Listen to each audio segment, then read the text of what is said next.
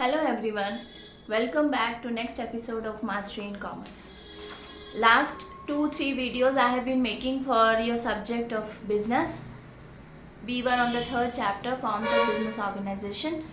We have been doing about the different forms of companies. Joint stock company I started in my last video. If you have not seen it, please go through it again. Today we are going to see about types of companies. So types of companies, there are basically two types of joint stock companies which fall into two categories. One is private companies and the public companies.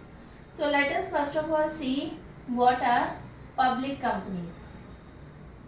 As the name tells us, public companies invite public to be the part of its management, right? So let us see what are the characteristics of public company. In your book, it is given in a very different way. So I suggest you whatever notes I am giving you, you copy along with me so that you have the complete record of the details we are studying today, right? So characteristics of public company. First of all, it has minimum 7 members. This is very important. Means if 7 members decide to start a company, they can form a public company. So minimum 7 members are required and there is no limit of maximum members. So as many numbers of members are required, they can be included in the public company. Then there is no restriction on transfer of securities. Means if I have any kind of security of my company, so I have no restriction, I can transfer it to any other person if I want. If I want to pass on my securities to any other person, I can pass it on. Then they are not prohibited from inviting the public. No prohibition on inviting the public. So even the public, if you know about the shares, right, a bit of it you might be knowing now. So if a company wants to issue shares in the market and want public to invest in the company, then they are public companies. There are no restrictions for inviting the public to invest in them, right?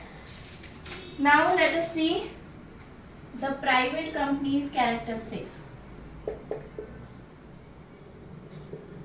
Private company characteristics. So there are certain differences also, we will be seeing them in detail. First, it restricts its members to transfer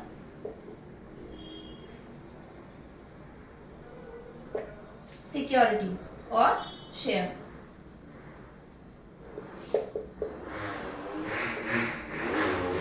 It does not invite public, because as the name tells you, it is a private company, right? So there are certain number of members who decide to start their own private company. So minimum members are 2. In this case, minimum members are 2 and maximum 200.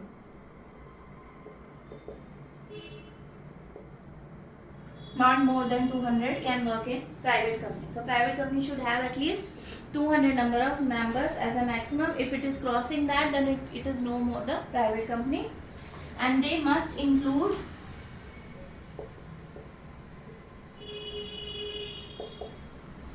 private limited. This should come after the name. So suppose if I have my own company, Geeta, if I want to start private company, then I'll write Geeta Private Limited, right? So this way, any kind of company like any company XYZ Private Limited, so that it shows us that this is a private limited company. Then next we come to the difference between private and public company. This is very important question. It is often asked in exam.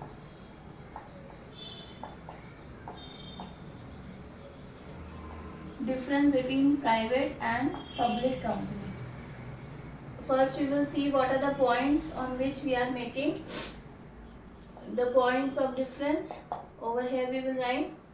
Then over here we have public company, and over here we have private company, right? So first we have members. So how many members are required for public company?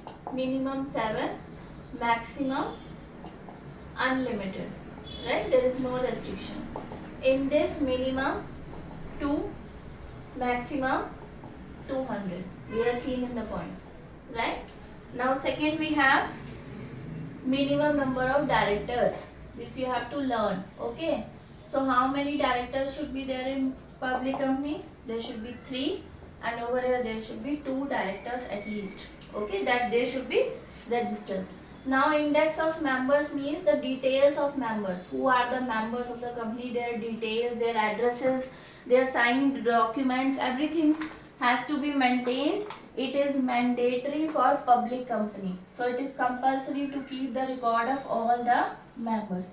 In this case, it is not compulsory because it is a private company, right? Now next is transfer of shares. You know, in this it is allowed. Transfer of shares. In this case, no restriction. In this case, it is restricted. So if you write in the tabular form this way, although it is there in your book, but if you write this, then these 5 points stay in your mind. You remember them, that these are to be mentioned. Invitation to public.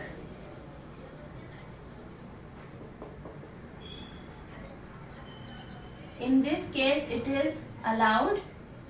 In this case, it is not allowed. So there are various forms of ways in which we can differentiate between the characteristics of public company and private company, right? Now next we say about choice of business organization. See, there are certain factors which for you may be important when you are planning to start your own company.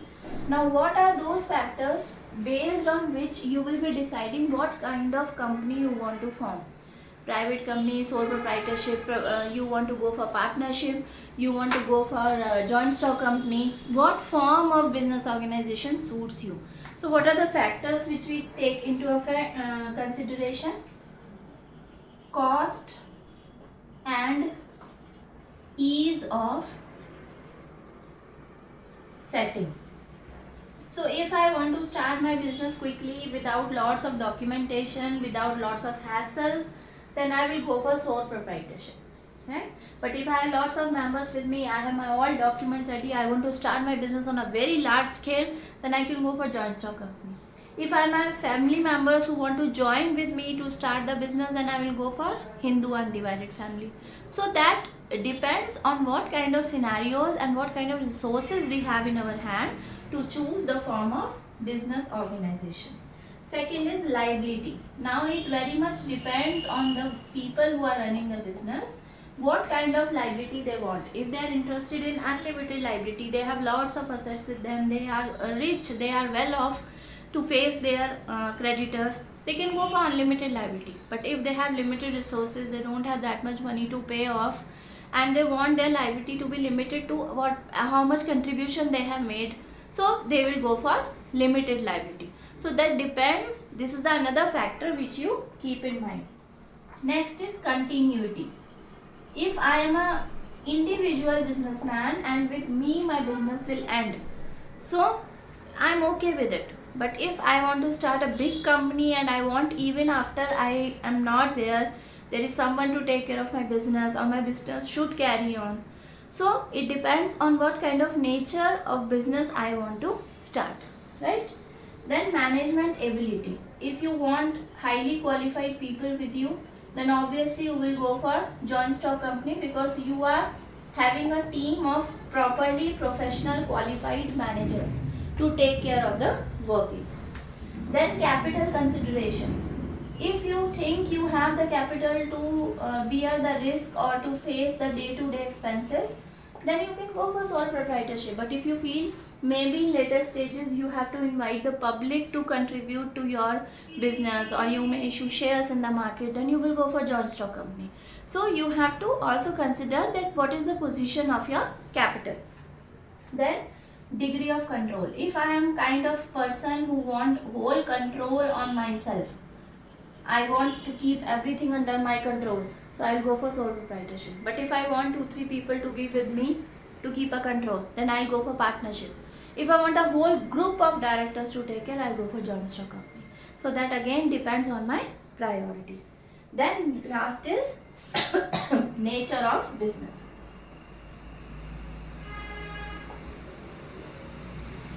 Nature of business. So it also depends on what kind of business I want to go for, what kind of business am I planning to do. So accordingly I will be choosing it. So with this we end this chapter. We have done all the forms of business organization, which is here. After this there are few questions given at the end, you can go through them. So chapter 2 is completed. We will be starting with chapter 3, private, public and global enterprises, but that on the later stage. Next video I will be trying to bring up with the accounts numerical questions. So if you are not in touch with what we did with the accounts previous videos, please go through those videos. Also I request you to please go through the previous videos of this chapter, so that you have a link together of all the topics which we have done. We will meet again in the next video. If you like this video, please like, share and subscribe my channel. Bye for now.